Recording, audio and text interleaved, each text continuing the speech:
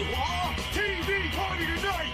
Oh, we got nothing better to do than watch TV and have a couple of brews. Don't want to talk about anything else. We don't want to know. We're dedicated to our favorite shows! Oh, my circuit! Everybody loves Hypnotoad! Scary Dog! Blinson at Blurnsville! Futurama! Good evening. You are listening to a Radulich Broadcasting Network premiere podcast, TV Party Tonight. I'm your host, the mandated reporter, and frankly, I'm mortified, Mr. Mark Radulich. And tonight, our favorite show is BH90210, the American comedy drama television series that premiered on August 7th, 2019 on Fox. It's the sixth series in the Beverly 90210 franchise, and it stars the original cast of Jason Priestley, Shannon Doherty, Jenny Garth, Ian Ziering, whatever the fuck his name is, Gabrielle Carteris, Brian Austin Green, and the great, wonderful thespian of our age, Tori Spelling. And speaking of thespians and lesbians, ladies and gentlemen, I'm here to bring you an all-star cast.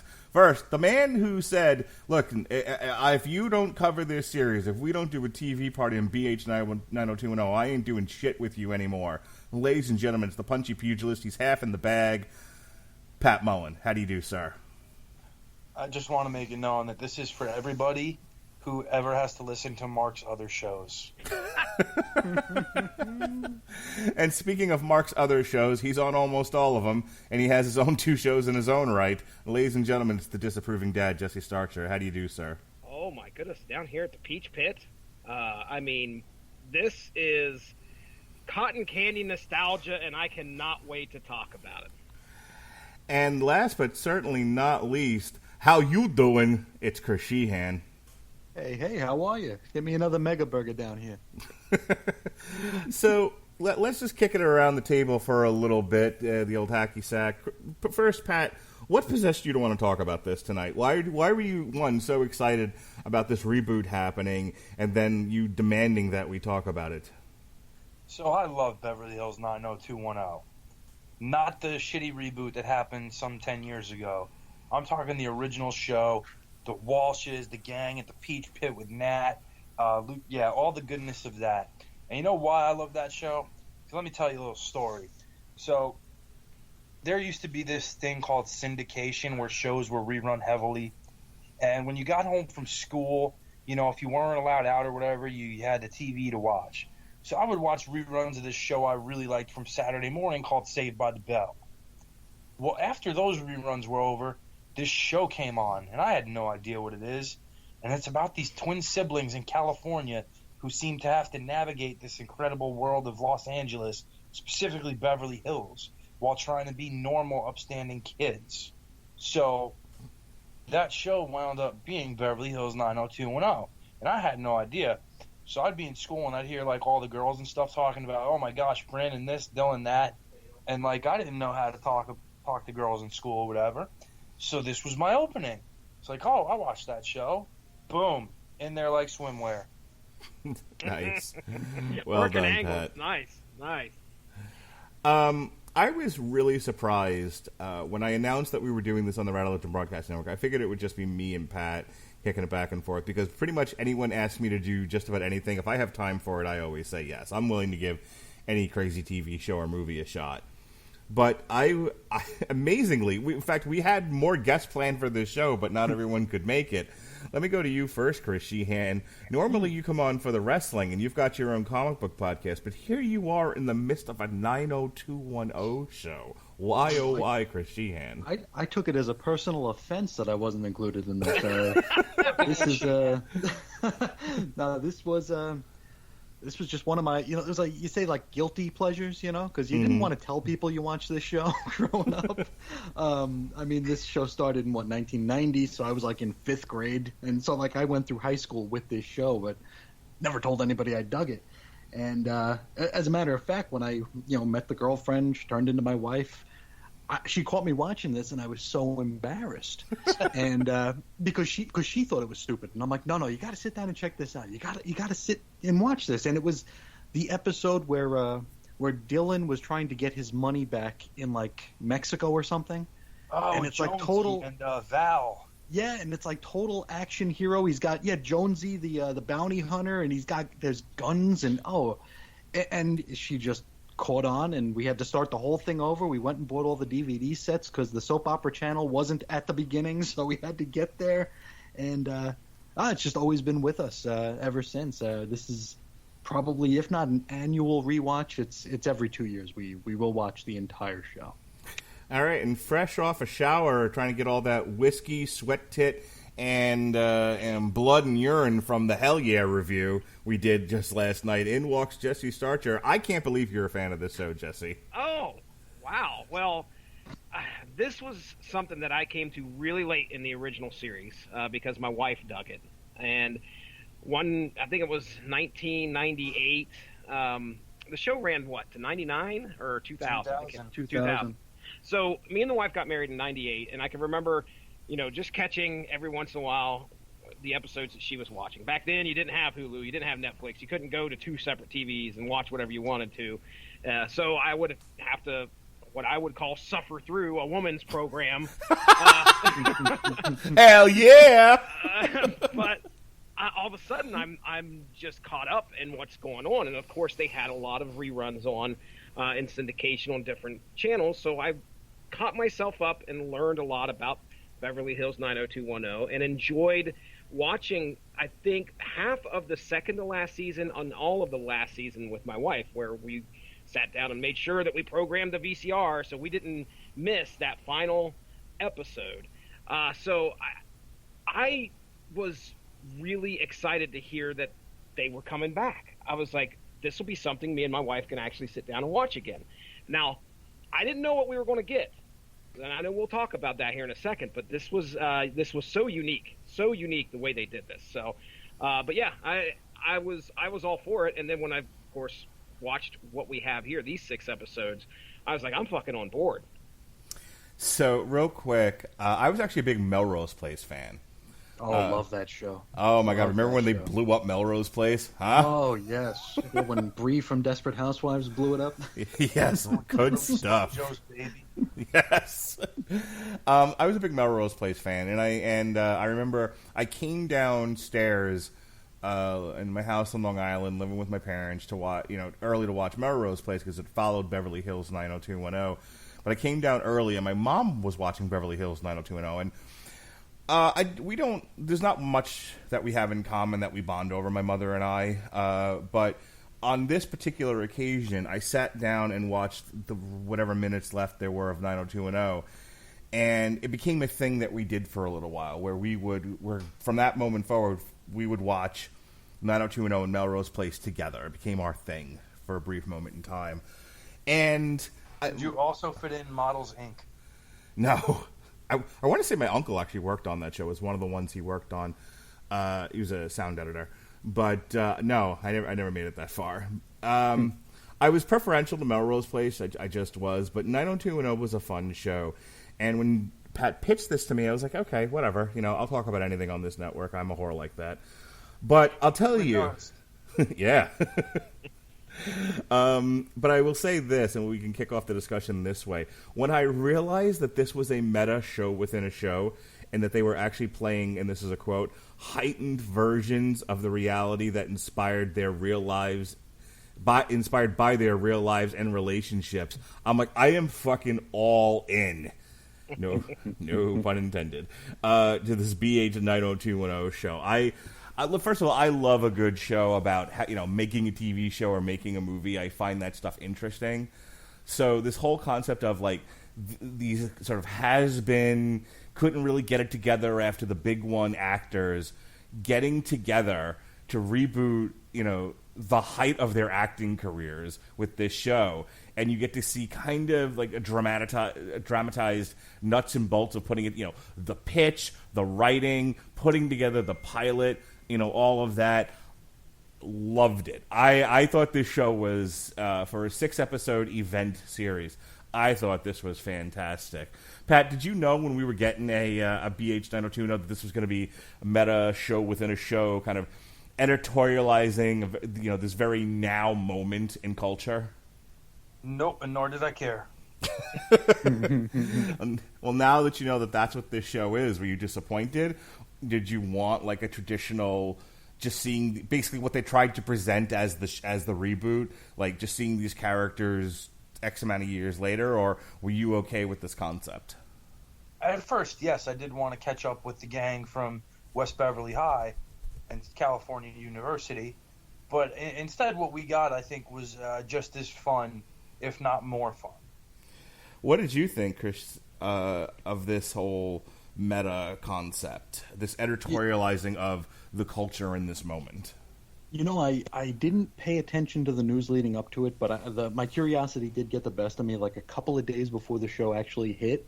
And I just saw some reviews from, the critics or whatever, and they said it's not what you expect it's going to be. So because I was expecting to pick up, 20 years later with these same characters, Donna and David married, and maybe they're all coming back for a reunion, or unfortunately maybe they're all coming back for a funeral.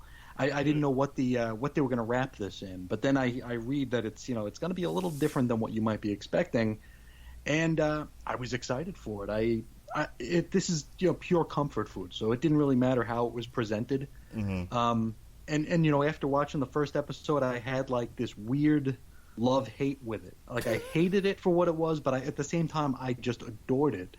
And I think that's kind of, speaking of the culture we're in now, we have all these reboots. I mean, they got a Punky Brewster reboot coming next year. So there's reboots all over the place.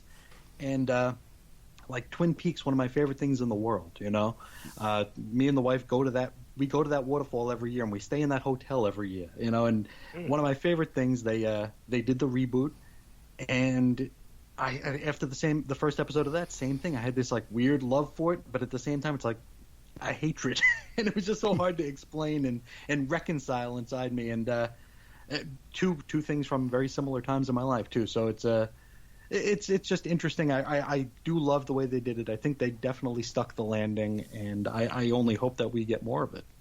Did any of you guys? Because I certainly didn't. The only two actors from this that I was even remotely familiar with post 90210 were Brian Austin Green, and the only reason why I know, he's actually had quite the television career. I was looking him up before the show started, and he's worked steadily. Like the way he's presented in the show, not at all what's happened to him in real life.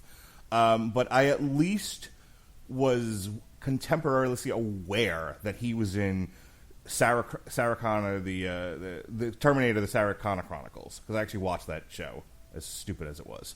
And I knew he played one of the Reese brothers. And then Ian Ziering, has been in a whole bunch of like the Sharknado films. Apparently he has like a residency at the Sci-Fi Channel. It's just like, we need someone for this shitty sci-fi picture. Well, get Ian Ziering. He'll do anything. But I didn't like follow Tori Spelling. I wasn't aware that she was a reality star, or I wasn't aware of Jenny Garth's series of failed marriages. I really haven't followed Jason Priestley at all. The one thing Luke Perry, who's no longer with us, the thing that I remembered him in was most famously, he was in Oz. That's what I remembered him being in a couple of episodes of Oz. And he's dong in Oz too. Yeah, he does. And he shows up in a couple of other things that I've seen, so I knew he kept working, and he actually had a pretty decent post 90210 career. So I'll go to you first, Jesse, and then again we'll go back around the yard here. Have you followed any of these people since they left 90210? Like, were you aware of what was going on with them before the show started? Yeah, like Luke Perry was over there in Riverdale country. He was the dad to Archie. So was he really? Yeah, he was Archie's father. So I watched. When I was watching Riverdale, that was you were expecting, Senior Archie to show up, which is he's affectionately called in this house anyway. And now Brian Austin Green, no, I had no idea what he was doing. So you named off some of those TV shows, and I had to go to the Wikipedia. I was like, "Are you sure?" I had to make sure because, dang, yeah, he's got a list there. Tori Spelling definitely knew she was a reality star. My wife was watching that TV show that she did. You didn't, or I didn't have a chance to say how when I came into this in the first episode, I was expecting a reunion as well. Now I think Mark, you sent me a message and you said something along the lines of I've heard it's pretty meta. So I kind of like had an idea of what to expect. But then when we saw it show up on Hulu, and I looked at my wife, I said, "Did you see that this is back?" And she got these real wide eyes. So we sat down and watched it. Cold turkey, had no idea what to expect. And then here, when the Peach Pit dream sequence happens every episode, here all of a sudden they just yell, "Swerve, bro," and you wake up, and now all of a sudden we're in the reality that we're kind of familiar with. And it was so neat to watch my wife look at me and go, they're using their real names. And then we start to realize what this show is actually going to be about. And the reason why I bring that up now is because Tori Spelling was the one where she was like, wait a second, I think she's using her real name. What's going on here? Shannon Doherty, the only thing I can remember, I think it was 90210. Wasn't she in Clerks? Mallrats. Actually, she was in Charmed for however long that was on. That's and right. got fired from that too. Yep. Was she really? Did not follow that. I had no idea what Gabrielle Carteris was doing. So, and Jenny Garth, no clue. So I wasn't following most of these people unless they were on screen. So that was about it. All right, Pat, I know you are my pop culture guru at times. You've digested all kinds of stuff and can spit it out with the memory of an elephant. So tell me, what did you follow post 90210 with this cast and crew of people? So Jenny Garth had a sitcom on the WB for, I believe it was 4 years, called What I Like About You with Amanda Bynes before she went all cuckoo bananas and shaved her head and such. It was actually a pretty fun show. I liked it. Jason Priestley is my spirit animal, so I tried to always keep up with stuff he was doing. He had an indie flick called Love and Death on Long Island that was really good. Honestly, one of the better performances I've seen, and not just from him, but John Hurt, who people are like, oh wait, that's a real actor. If you've never seen it, I highly recommend it. He did a lot of TV based in Canada, where he's from. So he had he had a TV movie called I Want to Marry Ryan Banks. He had a recurring on True Calling with Eliza Dushku. He had a show called Love Monkey with oh boy, what's his name from The Flash? Tom. I know who you're talking about. Shit. He's on Ed. Yeah, that guy. Yes. Yeah. Call Me Fitz was a show in Canada he had for a couple seasons. He's in one now called Private Eyes, where he plays a private eye, ironically enough. Wasn't he in some Western? Jason Priestley? Yeah. No, I'm thinking of Luke Perry. Luke Perry was in 8 Seconds. That's what I was thinking of. Okay. Yep. Still one of the best movies ever. Yeah. But aside from that, I mean, everybody knows Ian Ziering for the Sharknado movies. Brian was in the Terminator series, like Mark said. He had a one-season show called Wedding Band that I thought was hysterical and did not get picked up for a second year, which disappointed me. And it's probably best known right now for being Mr. Mom to his kids with Megan Fox. Oh, really? See, I didn't know that. I thought this whole bit about him staying home, being a stay-at-home dad, was entirely fictionalized. What about you, Sheehan? I know you and your wife live in a treehouse and don't follow contemporary culture, as I understand. Not much of it. As much as we can avoid, we do. But no, I think I remember Jason Priestley tried his hand at race car driving, right? Wasn't he in a really bad wreck and had his face kind of shattered or whatever? He had a very bad concussion. I remember that. Ian, I know about the shark movies. I've never seen one, but I do know that they exist. Oh boy, are you missing out? I'm sure I am. But our man David Silva, who has X-Pac heat with me. Every time I see him, I picture him dancing in the credits, and I'm like, oh, I want to punch that dude. But every time I see him, I get that reaction. But he actually was in a season of one of my other favorite shows, Desperate Housewives. He dated he dated Bree, the one who blew up Melrose Place, actually. So that was pretty cool to see. Tori Spelling, I know she does a lot of sponsorship online. That's about all I know. Jenny Garth had a fixer-up show on HGTV or something for a hot minute there, because my wife will always have that on too. But That's about all I know. And I knew that Luke was on. I knew he was on Riverdale. Oh, Riverdale. Yeah. Not that. I never seen Riverdale. Oh, yeah, I unfortunately know that as well. But yes, I've never seen Riverdale, but I knew that was like part of the reason why they couldn't confirm him for this reboot when it was announced initially. All right, so let's dig into this show. We begin now. I normally don't do episode by episode breakdowns, but this one's so short, it's worth kind of looking at it because each episode also deals with an element of getting a TV show started. So we start off with the reunion, and traditionally TV shows, that first show, man, that pilot. I find doing a lot of these TV parties and looking at a show from beginning to end, the pilots are always kind of shaky. We always kind of say the same thing. It's just like, it started off a little hit and miss for me, but it finds its footing later on. And I'll tell you, this one, I was committed to watching all the way through, but they almost lost me with this.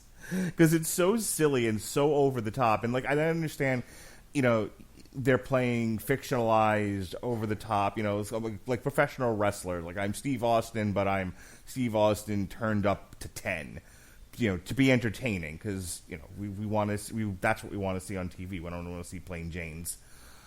But this whole, Tori's life is a mess. She's, like, impoverished. And Jenny Garth, is this personality disordered mess. And this cast is getting together for this convention, and there's drunken brouhahas and a dress being stolen, and just like, what are we doing here? When the show really starts to I don't. This first episode, it was introducing the concept, getting you caught up with the actors, kind of setting a tone. And then introducing at the very end the idea of a reboot. And I think this is where the conversation of the reboot in current culture starts to take place. But getting there, Sheehan, you're big on the whole cringe TV thing in terms of, oh, that's cringy. That's where I was with this first episode. I'm like, oh, this is not good. This had a lot of cringy moments.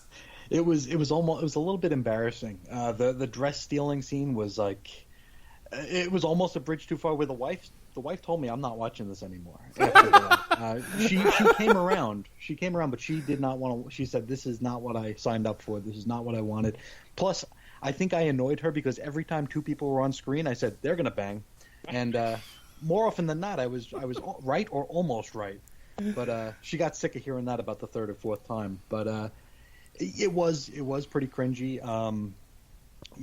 Some of it, of course, was done for effect, like where they showed up at the convention and the person checking them in didn't recognize them. It was a little silly, but it was a hard sell at first. It's like I said, I had this weird love for it because it was so comfortable, but at the same time, it's like, ooh, I hate this. Pat, what was your reaction to this first episode? I mean, I know you were excited no matter. If it had been two gay cowboys eating pudding, you'd have been fine with it. But still, what did you think of this first episode? Were you a little gun shy after this, or were you like, nope, this is exactly what I wanted it to be? It was just ridiculous enough to really hook me. The angle with the whole dress and the breakdown and them having to face a court sentencing that forces them to be together. I was like, this is just absurd enough to be so entertaining. I'm all in. How about you, Jesse? Oh, I appreciated what they were trying to do, and I think that's what made me go, yeah, this is unique enough. This is something that I've not seen done in any other shows that I could think of, and I wanted to see it through the end. The first episode, I remember Mindy at the end of it looking at me and go, I don't know. So there was a lot of people that I think were on the fence. They came into this expecting one thing and came out of it with something totally different. And it did seem a little ham-fisted with the humor, but there were a lot of like almost kind of like laugh out loud moments for me in the first episode. And I mean, obviously the big thing at the end when she steals the dress and they take off, I thought, you know, this is good. I'm hooked. I want to see what's going to happen next. I want to see where we go from here. I liked being introduced to all the characters that we've missed out over, what is it, close to 20 years. What are we going to see? Well, we find out that we're not going to get those same characters we know and love. We're going to get those actors and actresses that we grew up on and loved. So, and a weird version of their reality. It was fun. I had a good time. I remember telling Mindy, I said, you may not be in it, but I'm definitely watching the next episode. So, yeah, I'm trying to think of some of the moments from that first episode where, you know, just the introduction to the characters. Obviously, we find out that our two main characters are going to be Tori and Jenny.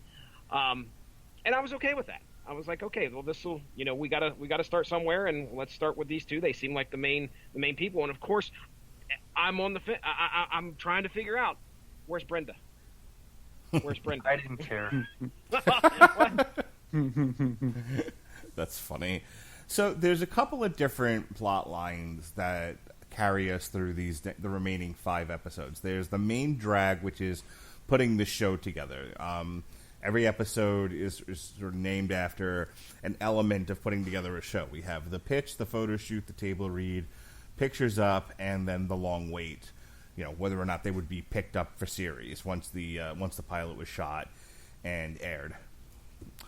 And so there's elements about that. And I kind of want to start the discussion there, and I'll bring up a few more. We can sort of interweave some of these other things that go along with it. But one of the things I loved about this, and you can kind of add or comment on what I'm bringing up here, is the character of the writer who ends up being Megan Fox's daughter, and she's kind of sort of dating Ian Ziering by the end of the series. Denise Richards' daughter? Sorry, Denise Richards' daughter. Yeah, thank you.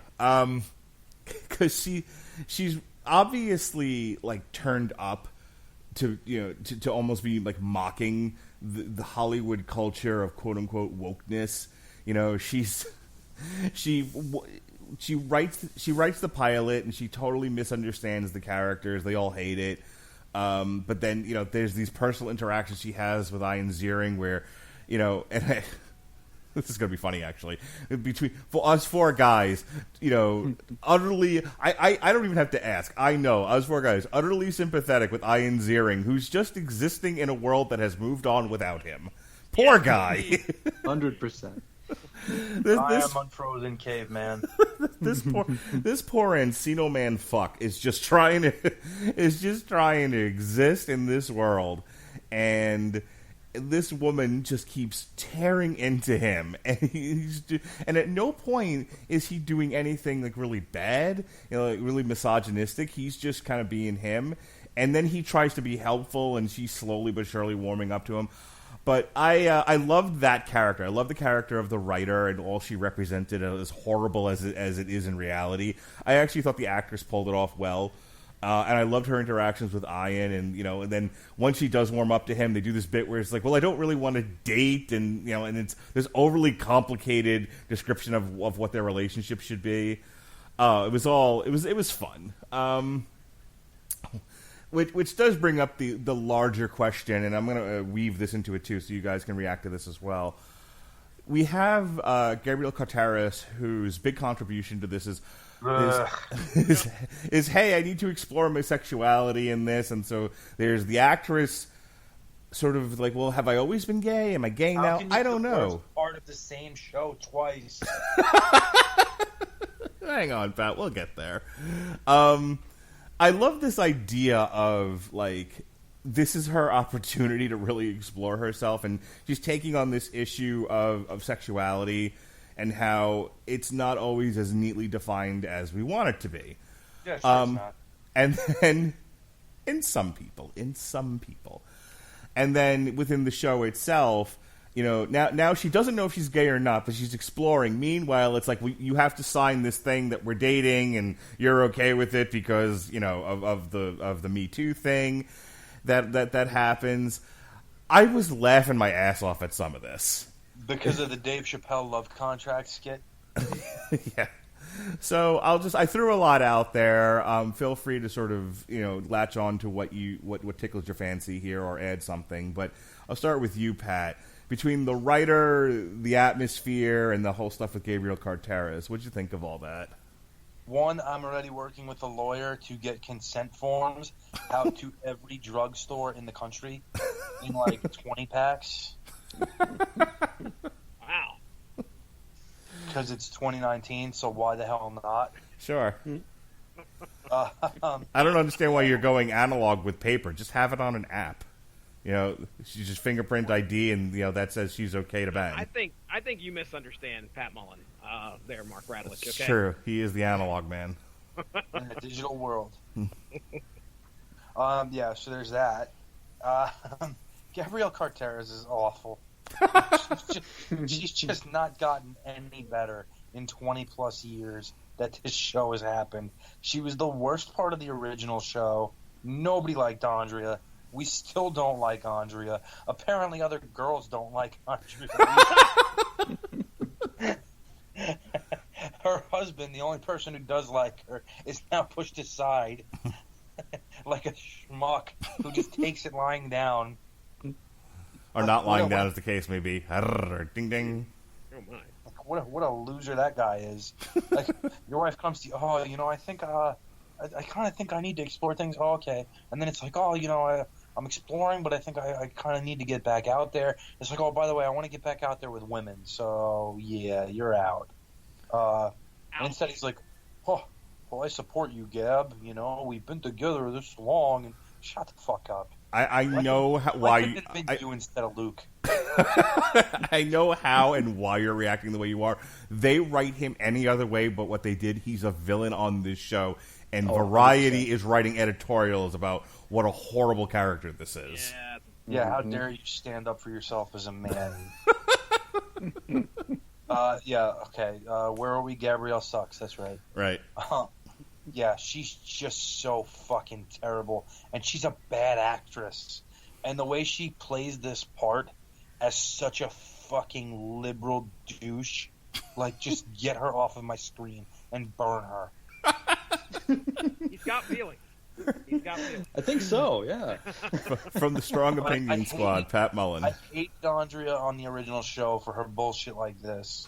And now it's gotten even worse in the era of whatever the hell woke is supposed to mean. Yeah, I thought woke was when you get up out of bed, but whatever. All right. Chris Sheehan, again, brought up a lot of stuff here. I gotta follow that? Yeah.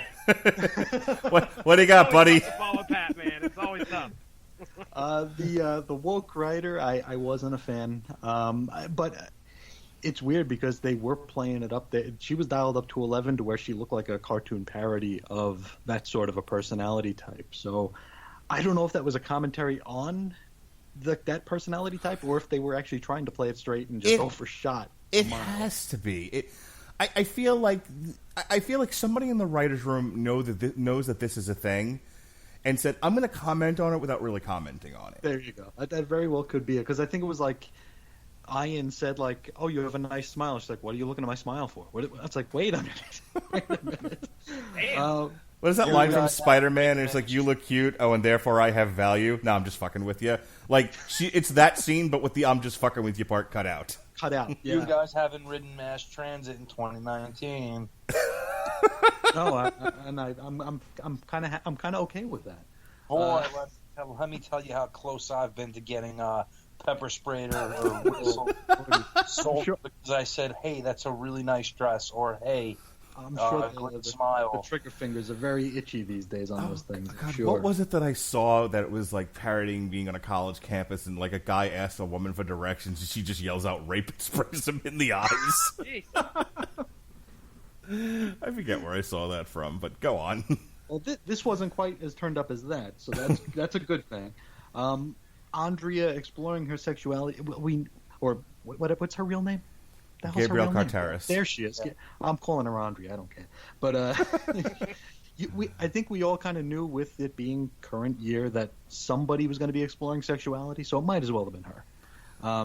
her husband came off, like Pat said, he was like a weaselly little nebbish fool. But at least at the very, very end, he said, "I'm not going to wait forever for your answer." So he didn't really stand up for himself, but he.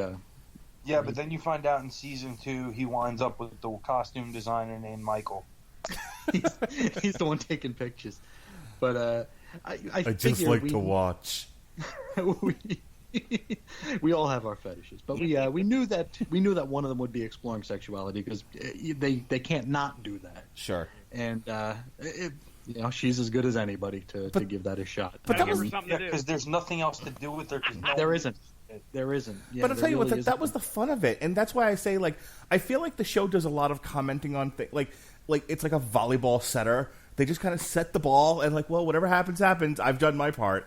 Like they don't commit to a position. They just kind of present a thing as a thing and go, you do with this what you want. We're just telling you it's out there.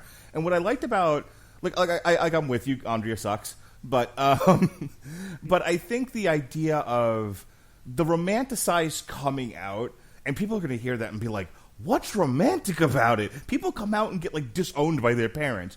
In some cases, it's very romanticized, like this notion of being free sexually, like being free to your real self or accepting your true self. Yeah, very absolutely. Romanticized. And I think what the show does, and I think really well, and it's actually kind of a fun take on it, is how much of a trap that can be. Because now it's like, well, I'm just exploring, I'm trying to figure things out, I want kind of a nebulous, fluid definition of sexuality for myself because I don't really know, and I'm not totally comfortable with going full bore into this. And because I'm just an animal that wants to bang anything. Sure. And then the people around you are demanding you pick a label. They're pushing. Yeah, they're pushing. And I really like that because I think that is ultimately the commentary on this of, like, individually people just need to figure some things out for themselves, especially if it's been kind of bottled up in their youth. But society has zero patience for it. It's like, pick a team, Mets or Yankees, let's fucking go already. Jesse, we threw a lot on the table there. You want to pick through it and take a bite of something? I'll tell you that I did not like Gabriella's relationship with Christine. Hot take. Now, the only reason I didn't is because it really didn't need to happen. As in, they could have been friends and Christine walk her through, like, okay, well, hey, you're new to the scene. They didn't have to become like an item immediately. I thought that felt really rushed to me, and I don't think it didn't need to happen. It's not like I vehemently objected to lesbians being on the screen. It was more like, okay, well, why do we have to have them immediately in a relationship? Oh wow, she's met her first lesbian that she knows. Now they've got to be in a relationship. That didn't need to happen. So whatever. Also, go ahead. Apparently, like, Christine Elise was adamant that they not bring up her real life relationship with Jason Priestley that happened during the show. Oh, really? Interesting. As for Ian and his relationship with the screenwriter girl there, the funniest part, watching Ian be this 90s macho man in this 2019 world, when he starts to begin to have this relationship with her, she says the words, I can't remember if it's him or if it's her, but somehow the phrase Netflix and chill comes up, and yes. He has no fucking clue what that means. He actually thinks he's going to go over and watch some Netflix, and I thought that was hilarious. So I loved kind of watching them bounce off each other. Yeah, she was really hard to take, and just like you guys said, dialed up to 11. We didn't, but I think that was the point. They dialed up a lot of shit in this series to 11. Sure. Just because it's just to have that hilarity that can sometimes, and the drama that happens throughout it. So I didn't mind that. I thought that was some fun stuff. The other really fun relationship in this show, I mean, we got to talk about Donna and David. Well, forever Donna and David. But before we do that, let's talk about the real fun one, and that is Jenny Garth and Jason Priestley. So you have Jenny Garth, who is this... So good. multiple time failed marriages. She's got like an angsty teenage daughter who wants to become an actress, and there's a lot of that parental look. I almost every day I tell my kids, look, do yourself a favor. Don't fucking get involved in a career that involves people. Okay, go learn about computers, be an engineer, make fucking money. Don't be a social worker like your dad, or a teacher like your mom. You'll never be able to move out of this house. And so, so you have Jenny Garth, who's like, I was an actress and it did XYZ to me, and I don't want you to follow in my footsteps, that sort of thing. And I really like that. Meanwhile, every time in the first few episodes, every time she's on screen with Jason Priestley, she's just got cat claws out, and of course they bang in the first episode. But of course they do. But beyond that, like when they're not in the bed together, they just have this really animosity between each other, and it's kind of all one way. It's like it's all Jenny going after him, and it's a lot of her projecting a lot of anger onto him. She felt like she was mistreated by the media for doing the exact same things that he was being lauded for, though that's basically a rephrasing of what she says in the show. So like he gets away scot-free just by virtue of being a guy, and she is viewed as trash by the media and fans and whatnot. And she's like, I fucking had it. I just want to hit you with a car because of it. But there's all this sexual tension that obviously bubbles up between them. And over the course of a few episodes, they actually work things out, and they realize, that they're closer than she thinks they are, or she's allowed them to be. And I thought this was one of the stronger, more interesting relationships of the show. What did you think of Jenny and Jason, Pat? Loved it. First of all, because it's what we all want to happen.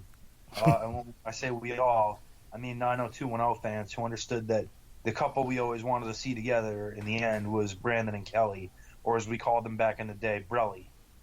So even though they're not Brandon and Kelly, they're Jason and Jenny, we still want them to hook up and be together just to get that satisfaction.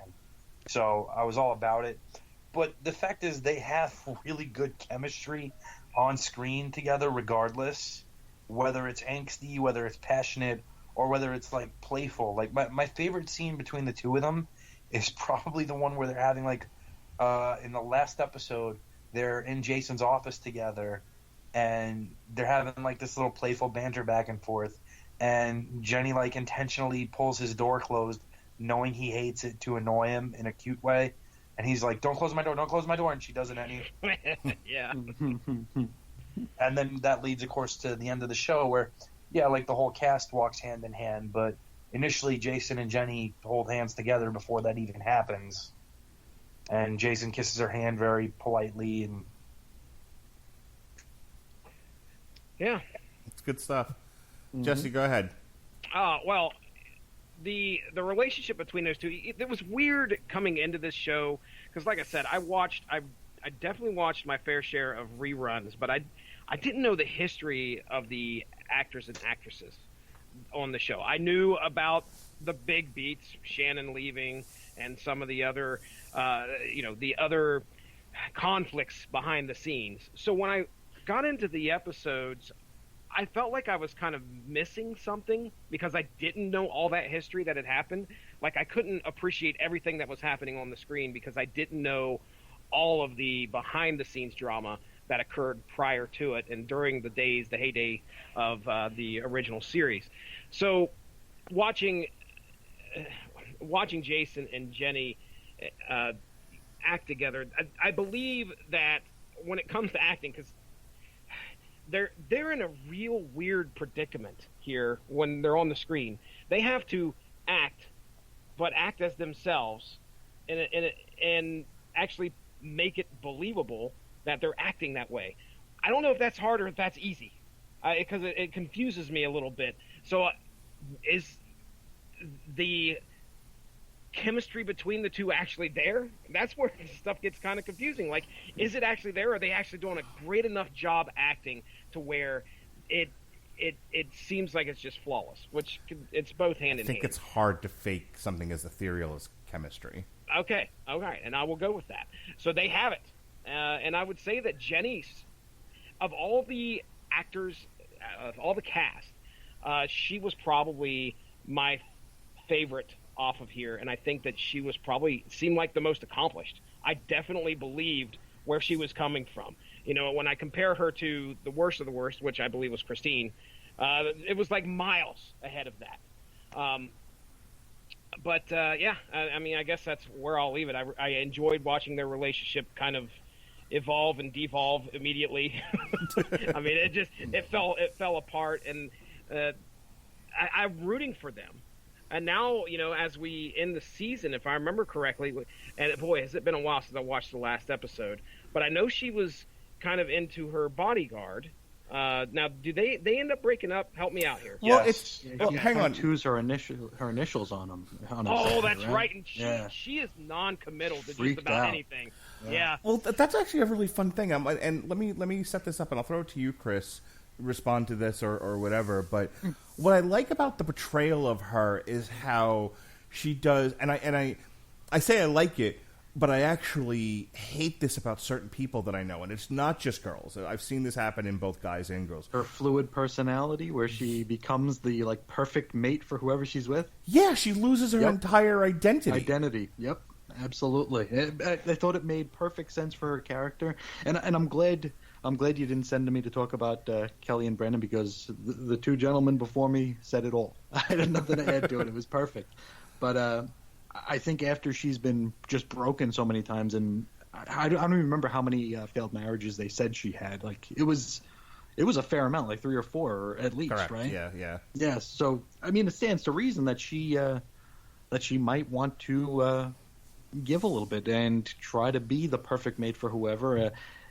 And there might have been a little bit of trying to make other people jealous there that I might be projecting onto the entire thing, but it seemed like she was trying to be perfect as a way to stick it to people around her. Like Jason was having a real shitty time in his marriage. Donna's having a bad time in her marriage. David's having a hard time in his marriage. And here she is with this perfect relationship where she loves golf because this dude loves golf. It just seemed very almost passive-aggressive, but I really, really dug the portrayal. Yeah, I thought it was a very interesting choice for her characterization. Did anyone else think Jason Priestley would be the kind of guy that would punch an actor on set? Just curious. Yeah. Okay. Yeah. Okay. I'm just he's into car racing. And Hockey, yeah. Mark, I was going to say, Mark, you still lived in New York at the time when they used to do the Garden of Dreams charity hockey game. Okay. He played in that every year. Okay, fair enough. I will not Against question. big guys, because if you've ever met Jason Priestley, he's kind of like Sly Stallone height, but without Sly Stallone muscle. Okay. But he didn't care. He's just an animal on a hockey rink. Okay. I'll give it to him. I won't question his manhood. Canadian. He likes to fight, Mark. Fair enough. We cannot go another minute further in this podcast without talking about, oh boy, Donna and David, and you know it's the relationship that wouldn't die in the show, and of course they have this sort of meta, like, well, we dated on the show, but we've always had this weird connection. Not to mention that, you know, as Chris just said, Donna's having difficulty in her marriage, driven somewhat by financial instability and sort of her husband feeling like Donna just fucking up and left the family to go do this show, and he's like, "Well, I'm not Mr. Mom. What are you doing to me here?" 6 kids? Is that how many it was? 6 kids? Not how many she actually has in real life, but Let me tell you, I'm taking my wife's shoes so she remains barefoot in the kitchen, no matter. She is not to leave until those kids graduate. Hell yeah, Jesse. Hell yeah, Jesse. Hell yeah, sir. Hell yeah. We just reviewed that last night on the Metal Hammer of Doom. Anyway, I know all those 90210 fans are just dying to hear hell yeah reviews. I didn't know he covered that. So you have Donna, who is driven to push this show because of the financial instability. She doesn't have her reality show anymore. Her hockey husband is no longer really earning a living, and they've got bills to pay. So, and apparently this is at least to some degree based on her real life financial mismanagement, from what I was reading. I don't know that much about Tori Spelling. So, her dad was rich. Sure. And so was Trump's. So I just individually, if we could just focus on Donna for a second, I really liked, because I always felt like her character in the show was kind of a weakling. You know, I mean, correct me if I'm wrong here, but she always seemed, you know, just like she had no backbone to her, and she was just sort of a dippy character. And in this one, and it may be, you know, driven by the fact that this is her and Jenny Garth's like idea to do this show, both in real life and within the show. So she kind of makes herself the star. But I also felt like she made herself very sympathetic. Like I did not feel she was a dippy character. There's a degree of entitlement by virtue of how she's grown up, but she very quickly does things in the show to kind of push you past that as a viewer and say, no, this is a person who is very true and very real, and is very much giving of herself in order to make this work, and is struggling, and that's where the empathy comes from. You know what I mean, Chris? Well, yeah, she becomes like the heart of the cast, and you can empathize. Well, I thought she was portrayed very well here. I know a little bit because I think my wife probably watched those shows. I think like after her father passed, like her stepmother cut her off, so she didn't get any sort of inheritance or very minimal inheritance, and I think that's why she does so much, you know, like Instagram sponsorship stuff now, where like. It's because my wife is getting into the Instagram sponsorship stuff, so it's like she says that Tori Spelling's there all the time doing this stuff. So it's kind of interesting to consider. But I do like that she started kind of in the Donna role where she was letting people push her around, and then all of a sudden she's like, you know, screw it, we got to get this show done. It's either going to get done or it's not going to get done, and no one else is making it happen but me. So she grew that backbone and pushed. So I kind of dug it. She went into the jungle to fetch Sharon Doherty and crawled up a hill in heels. And pooped in a hole, right? And pooped in a hole. You know, I'm going to give it to Donna. Pat, you're struggling here, I feel like. No, I'm not struggling. Okay. No, you're committed to thinking Donna was a shitty character? And Tori's a shitty actress, yes. Okay. Jesse, your take on Donna before she has a shitty face thanks to her shitty plastic surgeon. Are you good? I don't want to cut you off, sir. You have the floor. No, that's all I got for right now. Oh, fantastic. Jesse, talk to me a little bit about Donna's portrayal and how she sort of motivates the plot. Well, just don't look her in the face. You have a... Christ, she looks like an aardvark. You have an actress who, you know, was probably thought of as daddy's girl for the longest time. And now, you know, 20-some years later, after the show brought her to fame, she's decided to try and go back and resurrect some of that fame. So I'm not going to say I know what it would be like in her shoes to be a Hollywood actress and want to go and get a show started and have 6 kids to worry about back at home. And potentially your husband's got an issue with the fact that, number one, you left him with the kids. And number two, oh yeah, you're hanging out with the guy that, you wouldn't want your wife hanging out with. I wouldn't want my wife hanging out with him either. I'd be worried. But Brian, number 3, she looks like Jerry Cooney after 13 rounds with Larry Holmes. She's hot. But yeah, I'm sorry. You know, after all this, now all I can do is picture her face on the Pantera Vulgar Display of Power album cover. It's vulgar, all right. If someone out there who has like Photoshop abilities, if you could just send me a picture of the Vulgar Display of Power album cover with Donna's face on it, I'll be very appreciative. Her face now. I used to make fun of how bad her fucking tits were in the original show. Because, good Lord, they were just misshapen. And she had like the Kofi Kingston chest in between them. the deflated pecs look. Oh. And now it's just traveled up to her fucking face. Oh, wow. Yeah, I really liked her.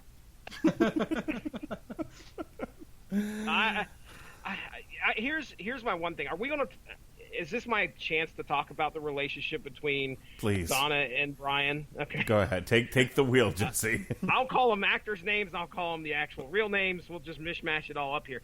But either way, I for one don't like shows that kind of make me root for adultery, and I feel like that is kind of what makes this her position as Tori going into this show and having these. I got the feeling that there were some feelings she had for Brian Austin Green. Obviously, there was a history between the two, and it really puts you in an uncomfortable position when you're like rooting for a couple, but you're like, well, isn't she married and doesn't she have like 6 kids that she has to worry about? I really don't want that to be. I'm a shithead for rooting for the relationship. Then. There is an element on almost all the cast members of entitlement and fulfilling like instant gratification, and it's like they know that that's like the worst parts of themselves. Every single one of the cast members like seems to be struggling with instant gratification and trying to keep that part of themselves in the bottle and living a decent life. And like a good part of like the thematic struggle of this show is seeing these actors wrestle with various vices and temptations. Mm-hmm. Yeah, it's rough to watch some of the stuff that the entitlement, just like you're talking about, and the situations that it gets them into. It's so foreign to me for some of the situations that they're in, because this is Hollywood. These are accomplished actors who are kind of maybe down on their luck. Easy with the accomplished part. Well, listen, sir, you weren't on 90210, so no, okay. Yeah, I'm okay with accomplishments. I'm okay. Use nepotism to get him on that. I'm okay with calling them actors. I'm okay with calling them successful. I'm not going to go with accomplished. Have you seen their IMDb's? One of these fuckers is in the Sharknado movies, Jesse. Hey, apparently, if they're going to what number are they on? 7? Something like that. If you're going to make 7 movies, it's got to be good, right? Sure. Isn't that the rule? To doubt Ian's earring.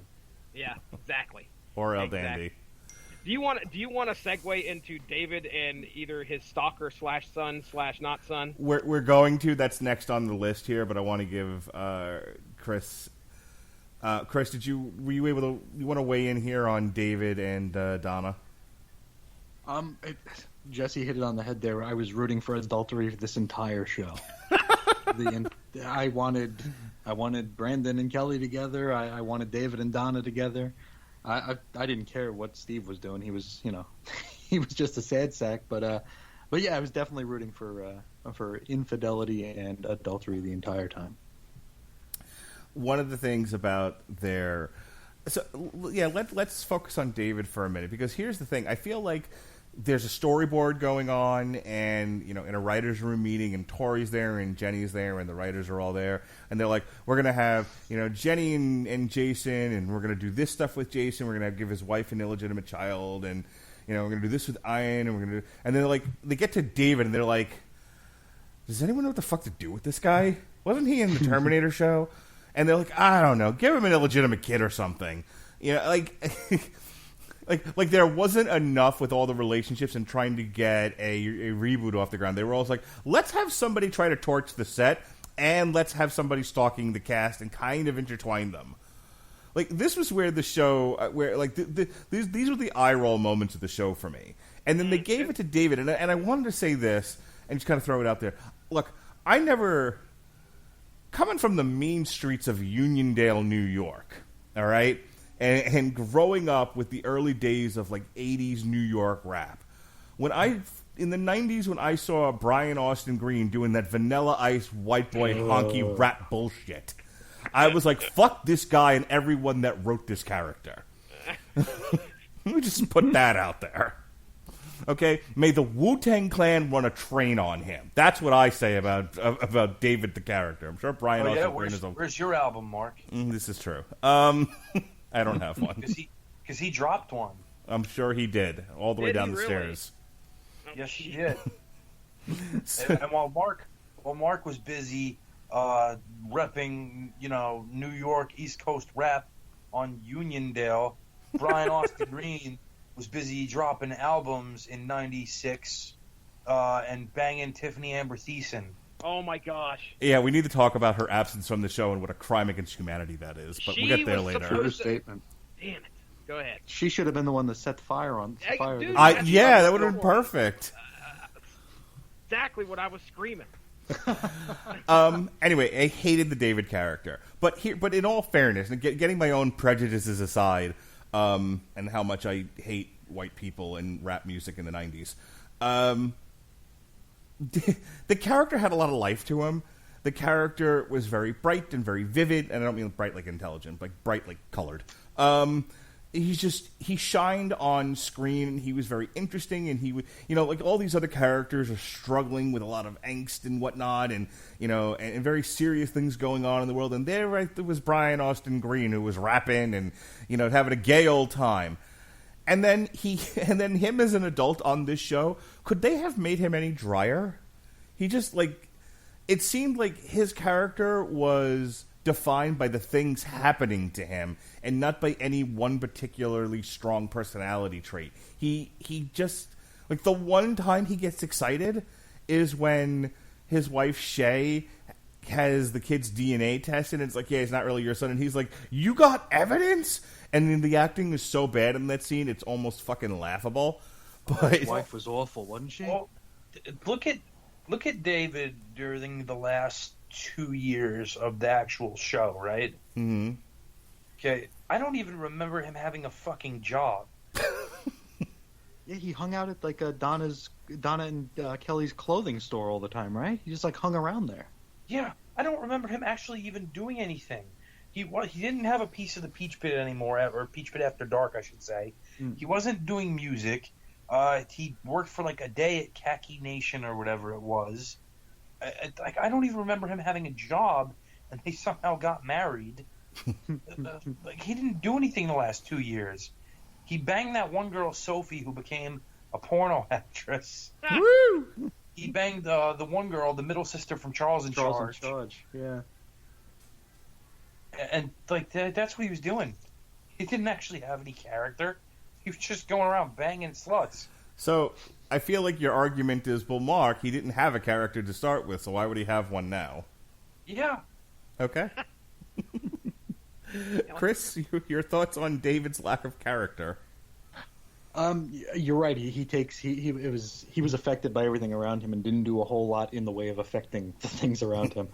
The actress who played his wife, I don't think I've seen a worse actress on television. Lala Anthony. Oh my lord, Carmelo Anthony. it was not good. That was not good. I felt bad for him having to share the scenes with her, because I think I would have started laughing when she tried delivering lines, because she couldn't emote. It was really, really bad. But he kind of is just there. He's kind of just in the background, kind of like towards the end of the original run. He was just kind of there. It was they forgot to, they kept sending him checks, so he kept showing up, and that was the end of it. Yeah, he's very much a mannequin, and it's like he's there for Tori Spelling to play off of. He's there for these, supposedly dramatic scenes with Lala Anthony, and then he has the scenes with the kid, and the kid's acting circles around him, and it's like, and again, I've seen him in other stuff. He's not that bad of an actor, but I think he's somebody who needs a lot of direction. Like, he needs a good director to pull the performance out from him, because he's not natural. You know what I mean? I think his natural state of being is very beige, it's very blah, it's very Seth Rollins. There you go. Put it, Marcus spot on your bingo card, everybody. But and so with just like Seth Rollins, if you want any kind of personality out of him, if you want any fire, if you want any real drama, you gotta really look to his wife.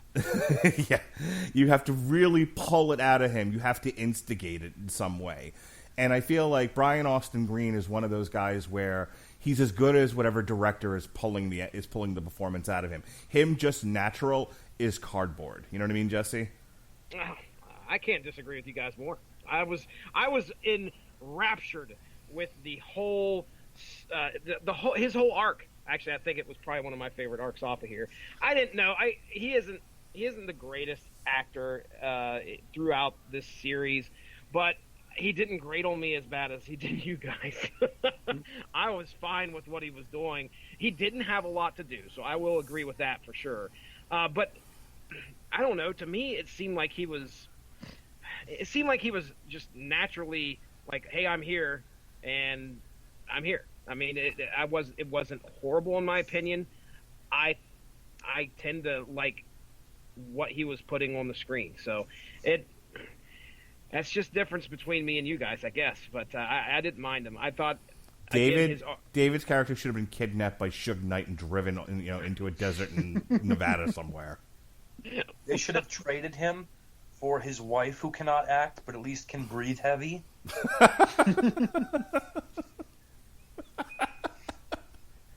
It's like 90% of the Ninja Turtles movies is Megan Fox saying a line and then breathing heavily after for 30 seconds. All right, I think we just a real quick. The turtles aren't the only things that are now green and slimy in this movie theater. Nice. Oh my, controversial. Real quick on the storyline on the kid. When I thought he was the one that was like when they made him out to be like stalking the cast, and the allusion was that he was the one that like burned the set down and all this other garbage. I was like, those were huge eye roll things for me when they actually revealed that like he's just a kid and he is in earnest looking for his father, and he's not trying to trade on the name or anything like that. He's just trying to know his past and know himself. I was like, oh, okay, this isn't so bad. And again, it was like but it just screamed like we just need something for fucking David to do. This can't be all the drunken ramblings of Tori and Jenny, which would have been an amazing show, and I would have been okay with just that. By the way, just the two of them podcasting for 30 minutes. Which, hey, ladies, if you want to do that, there's always room on my network. I'm just saying. They had an interesting way of subverting like expectations with that arc. Like you were like, oh, it's definitely that kid, and that's why I think one of the aspects of this show was that like they were like, oh, we're going to make it seem so obvious, and then when people were, like, oh, here we go, this is back to the 90210 that we know, with all these crazy things going on, and we got all this drama. And then they turn around and kind of subvert it. Now, the thing is that it's so, I don't know, man. It's so over the top that you were just like, of course it's not. We already recorded that movie. I don't know. I think that was one of the unique things that they did throughout the series was they would take it one way, and you may expect it to go one way, and it doesn't. But again, it was so surface level schlock sometimes. I liked it for that. Shannon Doherty and Brock Lesnar are my spirit animals. Shannon Doherty? Shannon Doherty negotiates double the salary of everybody else around her simply by by just saying no a bunch of times. Yeah, by holding out. Okay? Hence the connection to Brock Lesnar for me. And then when she comes in, she does nothing, and every time you see her on camera, she's eating something. And occasionally, she kind of gives like a silent Bob, like moment of wisdom. Shannon Doherty, someone give you an Emmy for this show. You're amazing. I have nothing more to say other than I have a picture that I inherited from my grandparents that we hang on the wall of the boy. Next to the boy, my prize painting, I'm putting a picture of Shannon Doherty eating Chinese food in a director's chair. She's fantastic. Chris Sheehan, do you share in my love of spirit animal Shannon Doherty? No. Oh, you wound me, sir. I was surprised she came back. I was reading a little bit. Did she come back only as a tribute to Luke Perry? Like legit? Like she wasn't going to be part of this reboot initially? Pat, is that something that was? You want to feel that one? I read that somewhere. It might have just been a hot take on something, but I did not hear anything about that. It's not impossible. Yeah, as I you never know what you read, so it Yeah. could just be a rumor. But just to step back to David's son for just a sec, I do appreciate that they did zig when I was expecting them to zag, but it was definitely one of the story beats I was expecting. Just like with Andrea, we knew someone was going to be exploring sexuality, and one of the things I kind of figured was definitely going to be a thing was one of them was going to meet a kid that they didn't know they had. And David's as good a character as anybody to get that, I guess. But for Shannon, it was I don't think she did enough to really do anything one way or the other. It felt very superficial. It seemed like she was just there to, and this might very well be the whole point, but it seemed like she was just there to rile everybody else up because of what she was given and how little she was actually giving back. So I think that might have been my sticking point with her return there. And because, I mean, she didn't even really show up until like the third or fourth episode, right? Like outside of like tiny little vignettes. Right. She's amazing. She's splendid. She's just like, she is the living embodiment of you show up to work and people are like, hey, how you doing? And you just go, I'm here. Oh, you know. So she's so passively great, like I can't get like their use of Shannon Doherty. I don't know if that's like legit or meta or what, but like every time she was on screen, not giving a fuck, you half expected her to give somebody a German suplex. It was amazing. You know what's funny is when she was on screen not giving a fuck, I was watching not giving a fuck. I was mesmerized. I just could not have cared less. Okay. Do you have that? I mean, is this something that's, roots in the past, or is it just because you don't like her as a human being, or what? No, I just could not have cared less about her character. Okay. Okay, so help me out here. If you know anything about her personal life, is that a representation of what she actually does on her time off? She legit does like animal activism, and it is my understanding she did not want to go into this show making light of her portrayal as sort of a villain in the tabloids. Okay. Or real life. I think she was willing to do this, but she was not willing to be made a mockery of, in terms of things that she was trying to live down and get past. And, look, I don't blame her. We're living in a culture now, I guess they're dubbing it now cancel culture, where, Mark Radulich, comments that Volbeat sounds like they're yelling into women's vaginas, and 20 years later can't run for president because he said that. True story, by the way. Like, we don't all know what she's done already, though. Come on. But that's the thing. It's like, at this point, there's a lot of actors just like trying to just live their life, and I'm with them on this. Like, at some point, you got to move on, and and either forgive and or forget. These people did whatever, and we're just not, as a culture, willing to do that right now. And I think it makes it very, very hard for both, regular folk and celebrities to move on. People keep dragging them back into this muck and mire. For all kinds of stupid reasons. Some people deserve that. That's, you can take it on a case-by-case basis. Does Shannon Doherty really need to be hung out to dry for the rest of her life for whatever stupid shit she did in the early 2000s? She deliberately tried to sabotage 2 TV shows. Yeah, okay. So in Pat Mullin's People's Court, yes, she's guilty and needs a life sentence. But I think for me, I'm willing to get over that. The specter of Shannon Doherty hovered over this TV show every episode I watched. I was just like, is she showing up now? Is she going to show up now? And then when she shows up on the Titantron above everybody, all the cast members at that con, I thought that was great, because that was them acknowledging the fact that, yes, that specter's there, and at some point... It's me, Austin! You're going to have to address it. I know she was a controversial figure at some point, specifically. What kind of figure was she, Jesse? Controversial Thank figure. You. Yeah, you're welcome. Definitely back in the 90210 days, and I think that was what I was just itching to see. I was wanting to see the conflict that could potentially arise and how they were going to deal with this. And I loved how there was one instant where they were talking about how everybody showed up in the same color dress.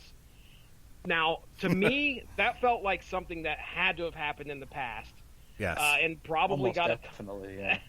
probably got tabloid coverage. Somebody's got their hair pulled. I don't know. But that had to have happened in the past. So. Oh, that was an episode of the show. Oh, it was. Okay, I didn't know that. I didn't know that was that. Kelly and Brenda wear the same dress to the spring dance. Oh, okay. I thought for some reason like this was something that had to have happened between the actors or actresses when it like back in the day. So, okay. Glad I got you guys here because I needed to, I need a little refresher on what happened. But either way, this was her presence, even though she wasn't even on some of the episodes. Was she on the first episode? Like, did they like cut to her at the very end? So she was like on the Titantron, the first episode, right? Was that well? I know that they were kind of like trying to find out where she was, and we got a little clip of her being over in Uganda or whatever she was doing, saving an animal. And then the Titantron and all that. Did you just pronounce it Uganda? Uganda, sir. I said Uganda. Come on, I'm so upset. Ugandan giant. All right, move on from me. I adore your Appalachia, sir. Thank you very much.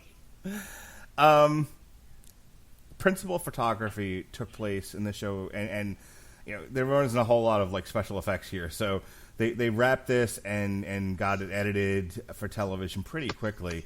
It was shot between May 21st and July 31st of 2019, and then it airs in August. So they really pushed this, and the reason why I'm bringing that up is because the final gag of this show is they're pushing they're filming this pilot at Fox. Fox is the one like funding the pilot, and then Fox is then picking TV shows, and there's this wait to see if they're going to get picked up by Fox or not, and then they do, but Emily Valentine informs them Fox has no money, so they have to move the show to Canada for filming, which I thought was fucking hilarious because, boy, is that a thing that's happening in television. And, oh, by the way, Fox is now owned by Disney. So that happened. They didn't acknowledge it directly. She just says the studio has no money. But I thought, but I died laughing at that. I thought that was a great little like nod at what was going on with Fox Studios. The only thing that would have made it even better is they had brought up Dark Phoenix. What a shit movie that was. How's that Gambit movie doing? Shut up, Pat. Anyway, shots fired. With that being said, I'm going to throw it to you guys. One, anything else you want to talk about that we didn't address? Stuff that you thought was great or you thought was a giant eye roll? I'll go to you first, Pat. I love the cameo appearance from Jamie Walters when they're trying to figure out who the arsonist is, and they make light of the fact that his character, Ray, who was Donna's abusive boyfriend, who thus immediately endeared himself to me by shoving her down the stairs. They immediately finger him as the culprit because 90210 in real life legitimately did irreparable damage to his acting career because he would go to like singing gigs and there'd be people like with signs like saying "You pushed Donna." Wow. And so he couldn't book acting gigs anymore. So he eventually became an LA County fireman, which is awesome and good for him. But like, if he had any hope of acting anymore, that pretty much ruined it. So I thought that was like a cool little wink and nod, and the fact that he played his song, culture. Which is cool. We as a culture ruin a man's career because we can't separate him from the character. We are idiots. Doesn't it say everything when you like Donna? Okay. Anything else, Pat? Yes. Think But I about it can't say it without. Yeah, no, I'm not going to say it. That's good podcast, Pat. Chris Sheehan, anything left unsaid? Any burning desires? I really enjoyed the cameos when they brought Mrs. Walsh in as their therapist. I thought that was a lot of fun. Yeah. Oh, of course, that final line. If you have a spot for me, and they're like, yeah, shut up. Yeah, thanks, Mom. Yeah, and Ray Pruitt singing the damn song from The Heights. Oh, that was great. That was that "How Do You Talk to an Angel" song. That was funny stuff. It's not a great song, but it was just such a funny callback to that other spelling show that they tried to launch. There's so much of that Nickelback type rock and roll that just makes me fucking hate white people. Ugh. But those are really it. I mean, it was. You guys should be really happy I have new neighbors and I can't just belt that song out right now. Terrific. It's like trying to catch a falling star, man. In my mind. Oh God! All I can. Face, my heart. Can you do Broken Arrow next? Who else is gonna bring you a broken arrow? You know that one? I don't know that song. Oh, you don't know that one? Let's do it. I think so. Yeah. More of that white people shit. Speaking of white people shit, Jesse, go ahead. Okay, so we're final thoughts, things left unsaid, right? Yes. This is what makes this show unique and neat, in my opinion. I've used those terms over and over tonight, just because I can't figure out what else to say. But you think about when you were watching 90210 back in the day.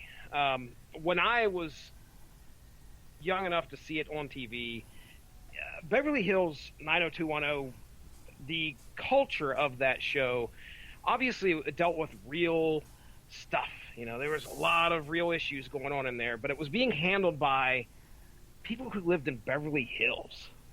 You know, that was a little bit out of the 45750 zip code. Okay, far away from me. That's what we in the English literature department call contrast. Exactly. So you see those issues being handled, but it's over in Beverly Hills. Well, so there was a disconnect for me.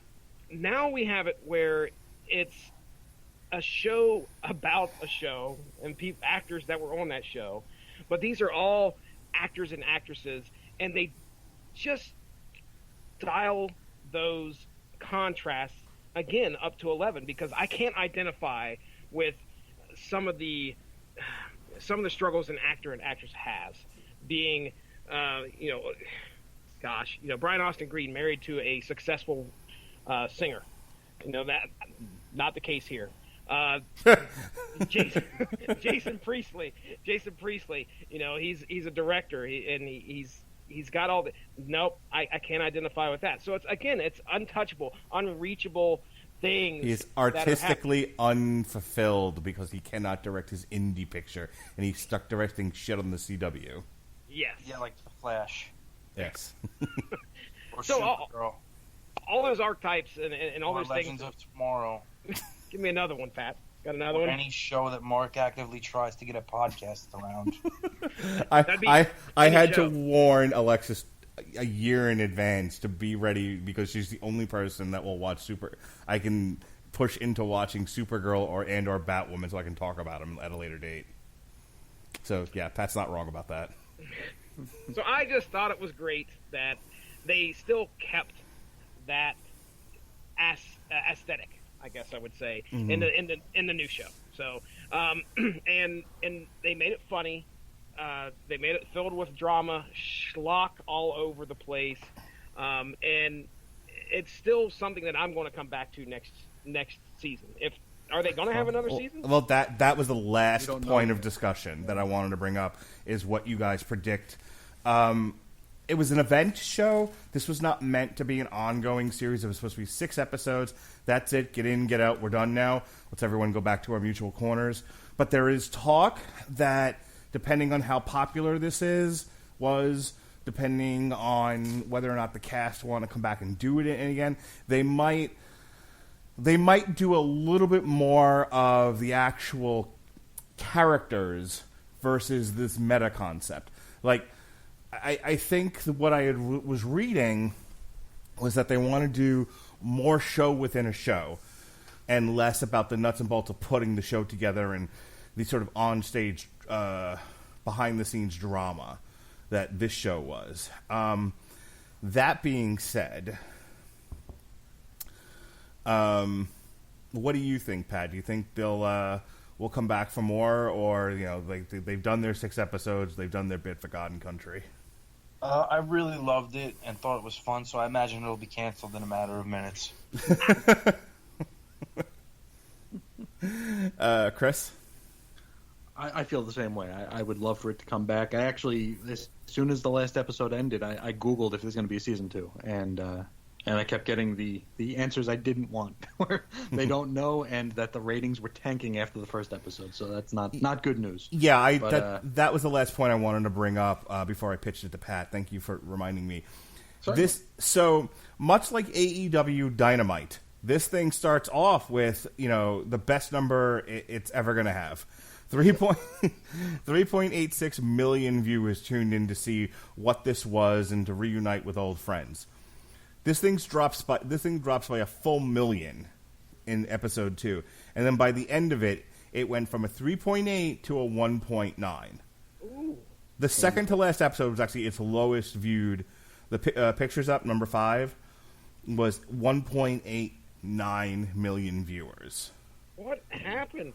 I mean, was it just because people were on board thinking it was going to be a reboot? Yes. I think so. 100%. The experimental because the nature advertising of it. never made that clear to people. Yeah. The ratings, it got a 1.5 for the first episode, then it drops to a 1, then a 0.8, then a 0.7, then a 0.6, then a 0.7 again. Yeah. I don't know. Disney rather canceled a lot of Fox television and a lot of Fox movies that were currently in like pre-production, or even some that I think were in principal photography. They bought Fox. They were like, hey, we need shit for the Disney Plus app. And then they kind of looked at the slate of Fox movies and how these were not exactly bangers, and these TV shows, and were like, we're just going to cancel all this shit because we've already lost enough money on the studio. Yeah. That doesn't give me the warm fuzzies that this thing is going to come back. What do you think, Jesse? Let me ask a question. Is there any other TV show that was like this? Anybody can hop in there. Mark, off the top of your head, is there any other TV show that was like this, as meta as it was? Can you give me an idea? Anything where the original cast comes back, but they're playing themselves and not their characters? Yes. Yeah. Is there been anything like that before?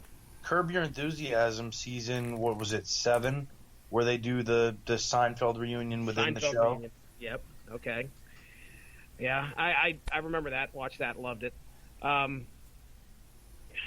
This just felt like it felt so new to me, like such a new concept that's what sold it for me. I was like, I want to see more of this. If they don't renew this, I can see other TV shows taking this model and using it somehow. In my opinion, I thought it was done fairly well.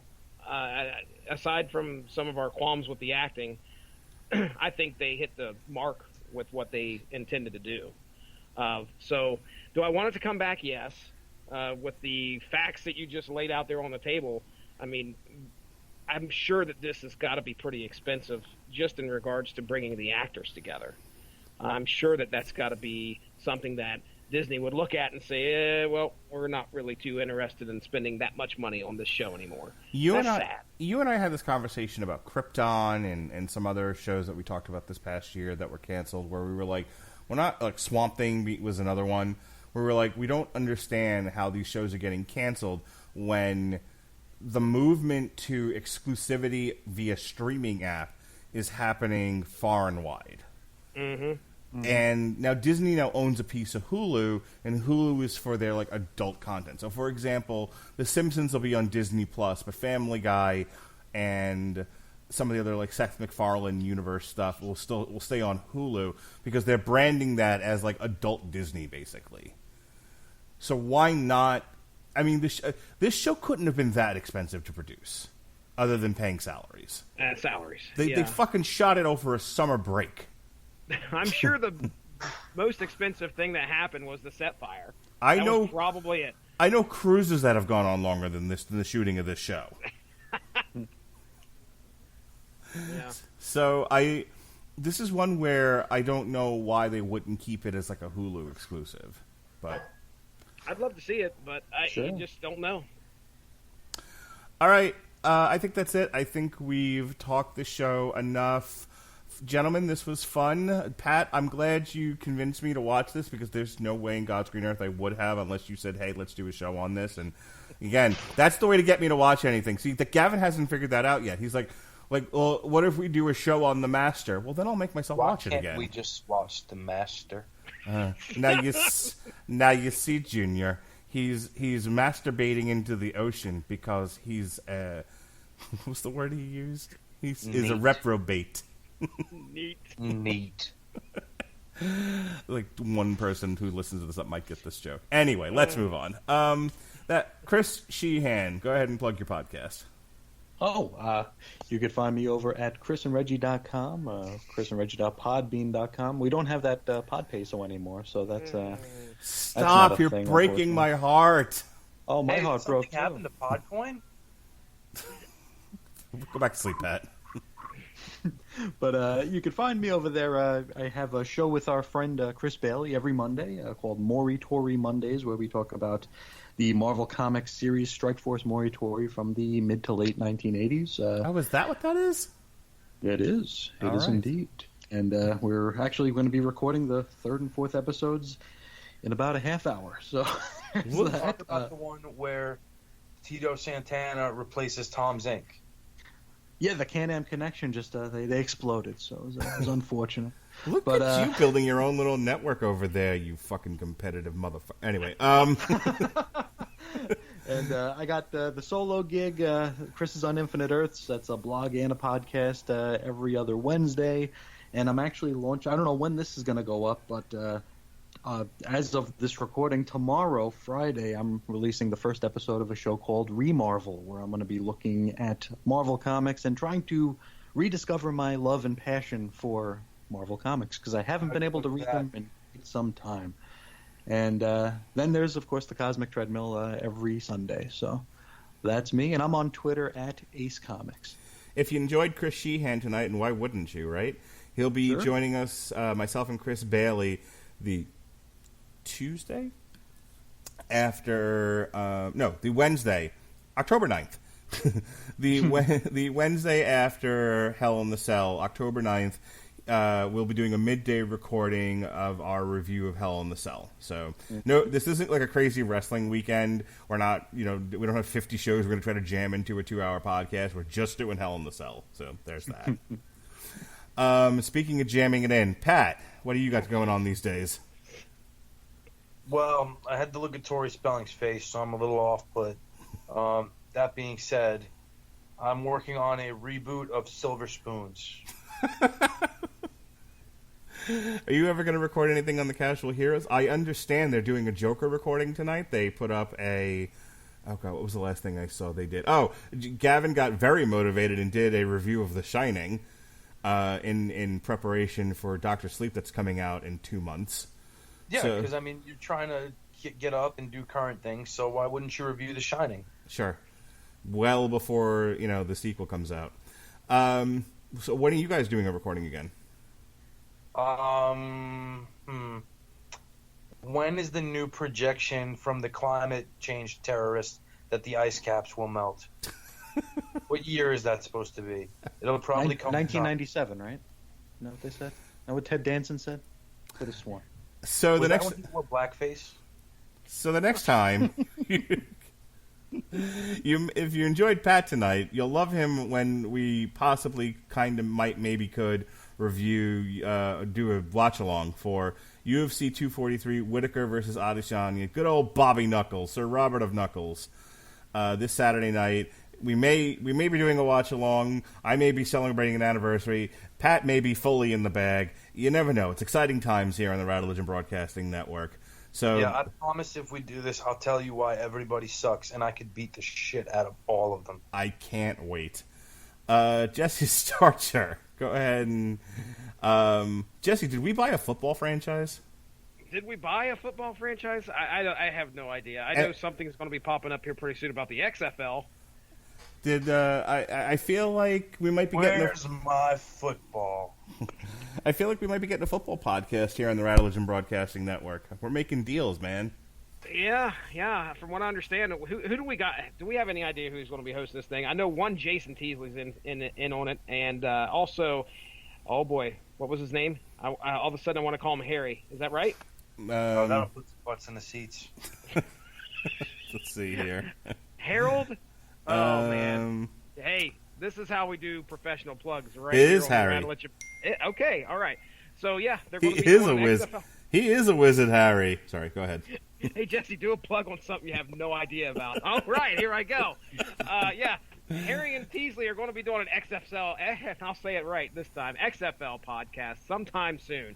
Are they doing a preview tonight? Is that what's going to be recorded, I believe? I think that's what they said, so keep an ear out for that. Other things that we have... League when we don't know anybody playing him. Let's just find out how well that goes, and we'll listen to it. All of our listeners will have the opportunity to check that out pretty soon. Odds that it was better than Tori Spelling's facial surgeries. So, anyway. I hope all the women listening to this and really enjoyed this podcast. We did this for them.